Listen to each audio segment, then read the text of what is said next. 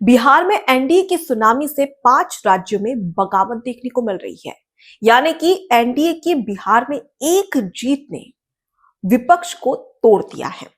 वो कौन कौन से 5 राज्य हैं जहां पर इंडिया गठबंधन के नेताओं के सुर बिल्कुल बदले हुए नजर आ रहे हैं। यानी कि वो दिल खोलकर बीजेपी और एनडीए को शुभकामनाएं और बधाई दे रहे हैं।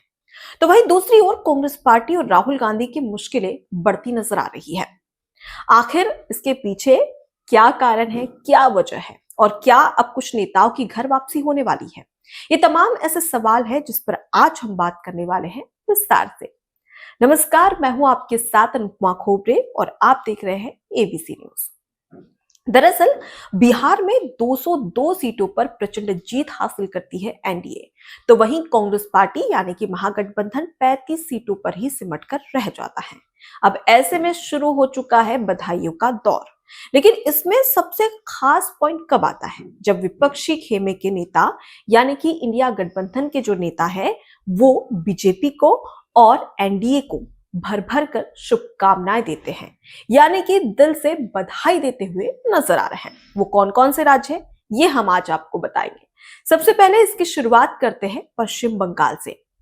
दरअसल आसनसोल से सांसद, टीएमसी नेता और अभिनेता शत्रुघ्न सिन्हा, जिन्होंने दिल खोलकर एनडीए को, नीतीश कुमार को, बीजेपी की सरकार को जमकर बधाइयां दी है।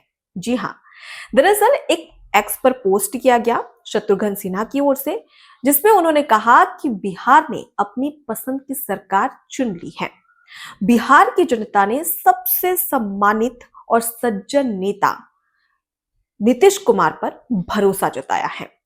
साथ ही वो नीतीश कुमार को बिहार के सबसे सफल मुख्यमंत्री कहते हैं। जी हाँ, ये जो पोस्ट है किसी और ने नहीं, बीजेपी के नेता ने नहीं, या फिर बीजेपी या एनडीए के समर्थक ने नहीं, बल्कि विपक्षी खेमे के नेता और टीएमसी सांसद शत्रुघ्न सिन्हा ने किया है। इसके साथ ही वो आगे एनडीए के तमाम कार्यकर्ता और नेताओं को शुभकामनाएं देते हैं। और वो सिर्फ यहाँ पे नहीं रुकते, बल्कि नीतीश कुमार के साथ एक या दो नहीं बल्कि 3-4 फोटो भी पोस्ट करते हैं और जमकर शुभकामनाएं दिल खोलकर बधाइयां देते हुए नजर आते हैं। तो इससे अब कहा जा रहा है कि शत्रुघ्न सिन्हा की घर वापसी होने वाली है क्या? जी हाँ, क्योंकि शत्रुघ्न सिन्हा का जो ताल्लुकात है वो बीजेपी से बहुत पुराना है। और ये पहली बार नहीं है जब शत्रुघ्न सिन्हा के सुर बदले हुए नजर आ रहे हैं। इससे पहले जब प्रधानमंत्री का जन्मदिन था तब वो एक्स पर पोस्ट करते हैं और इस दौरान प्रधानमंत्री को ढेर सारी जन्मदिन की शुभकामनाएं देते हैं। इसके साथ ही वो ये भी कहते हैं कि जो एक बार के दोस्त होते हैं वो हमेशा के लिए दोस्त ही होते हैं। और इसके साथ प्रधानमंत्री और शत्रुघ्न सिन्हा की साथ की जो फोटो है वो भी वो पोस्ट करते हैं। अब इससे ये कहा जा रहा है कि क्या अब शत्रुघ्न सिन्हा की घर वापसी होने वाली है। और जैसा कि मैंने कहा कि इनका ताल्लुकात और इनका जो इतिहास रहा है वो बीजेपी से बहुत पुराना रहा है। दरअसल अगर हम बात करें तो अटल बिहारी वाजपेयी, इनके साथ में इन्होंने मिलकर बीजेपी को जमकर यहाँ पर जो लोग हैं उनके पास में जाकर प्रचार किया था। यानी कि आम जनता से बीजेपी का सीधा जुड़ाव जो हुआ था वो उसमें महत्वपूर्ण भूमिका भी निभाई थी शत्रुघ्न सिन्हा ने। अटल बिहारी वाजपेयी के साथ में मिलकर बीजेपी का जमकर प्रचार प्रसार भी किया। दरअसल 1980 के दशक में इन्होंने बीजेपी के साथ ही जो राजनीति है उसमें कदम रखा, और सिर्फ कदम नहीं रखा बल्कि ये सांसद भी बने, मंत्री भी बने और कई सारे लोकसभा चुनाव भी इन्होंने खुद लड़े हैं और जीत भी हासिल की। लेकिन 2019 की बात करें तो इस दौरान पार्टी यानी कि बीजेपी और शत्रुघ्न सिन्हा के बीच में एक मतभेद नजर आता है। दरअसल बिहार की एक सीट है और उसी सीट पर चुनाव लड़ने की बात कही जा रही थी। दरअसल बिहार की एक सीट पटना साहिब, जहां से शत्रुघ्न सिन्हा चुनाव लड़ने की मांग रख रहे थे, लेकिन इस बीच तालमेल नहीं बैठ पाया और इस बीच मतभेद हो गया, जिसके बाद में वो टीएमसी में चले जाते हैं और टीएमसी में 2024 में आसनसोल से चुनाव लड़ते हैं लोकसभा का, जिसके बाद वो जीत जाते हैं और टीएमसी के सांसद बन जाते हैं। अब इसके बाद में कहा जा रहा है कि जो ये अटकलें हैं, जो दिल खोलकर शुभकामनाएं दी जा रही है, उससे क्या शत्रुघ्न सिन्हा अब वापसी करने वाले हैं, यानी कि उनकी घर वापसी क्या होने वाली है। ये तमाम ऐसी अटकलें हैं जिनको और ज्यादा हवा दे दी है शत्रुघ्न सिन्हा के पोस्ट ने, क्योंकि ऐसा बहुत कम होता है जब कोई नेता चुनाव जीतता है, कोई पार्टी प्रचंड जीत हासिल करती है और उसके अपोजिट वाले दिल खोलकर उन्हें शुभकामनाएं दे। और ये सिर्फ एक नेता नहीं है, बल्कि अब इसके आगे और भी कई नेता हैं।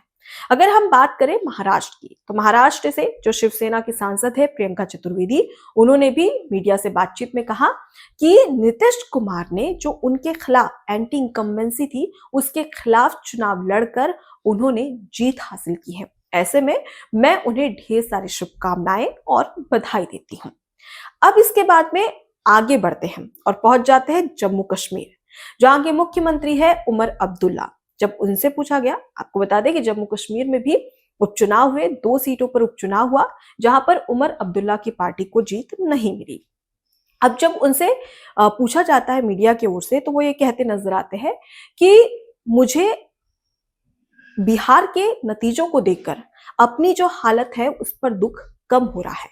यानी कि जो करारी हार यहाँ पर कांग्रेस पार्टी को, राहुल गांधी को, महागठबंधन को मिली है, उससे मुझे दुख कम हो रहा है, ये उनका कहना था।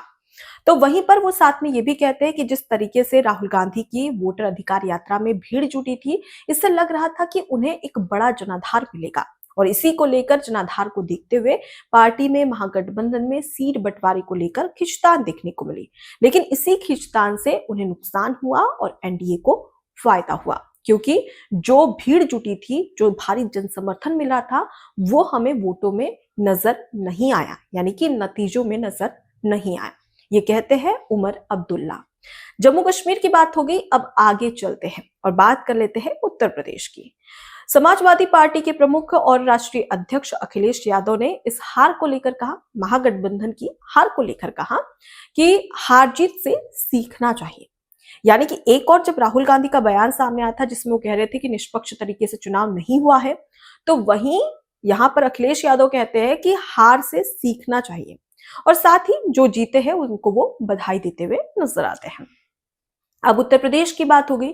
अब इसके साथ में अगर अन्य राज्यों की बात करें, तो वहां से भी कुछ इसी प्रकार की प्रक्रियाएं सामने आ रही हैं, जिससे साफ जाहिर होता है कि आने वाले समय में इंडिया गठबंधन में एक दरार देखने को मिलेगी, क्योंकि बिहार में एनडीए की एक जीत ने विपक्ष को तोड़ दिया है। क्योंकि अब उनके सुर बदल चुके हैं, उनके बयान बदल चुके हैं, उनकी भाषा ही एनडीए और बीजेपी के लिए बदलती हुई नजर आ रही है।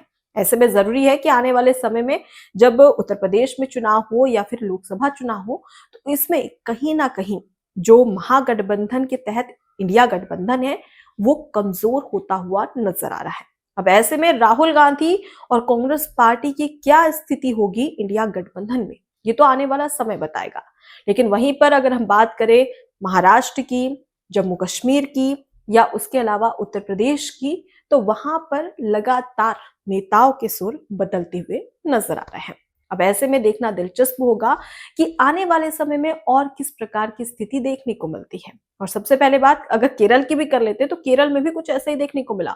शशि थरूर, जो कि खुद कांग्रेस पार्टी के सांसद है, उनकी ओर से जब उनसे पूछा गया कि बिहार में जो हार हुई है महागठबंधन की, कांग्रेस पार्टी की, उसे आप कैसे देखते हैं, तो वो ये कहते हैं कि चिंतन करना चाहिए, चिंतन करने की, मंथन करने की बहुत ज्यादा जरूरत है कांग्रेस पार्टी को, महागठबंधन को, और वो एक नसीहत देते नजर आते हैं अपने ही नेताओं को। अब इससे समझ में आता है कि बगावती सुर, जो बगावती तेवर है, वो दिखने वाले हैं। लेकिन ये जो तमाम नेता है, क्या ये आने वाले समय में मजबूती के साथ में इंडिया गठबंधन के साथ नजर आएंगे या नहीं, ये भी एक बड़ा सवाल है। फिलहाल इस पूरे मुद्दे पर अपनी राय जरूर रखिएगा। नमस्कार। एबीसी हिंदी न्यूज, आज ही जुड़िए हर खबर के साथ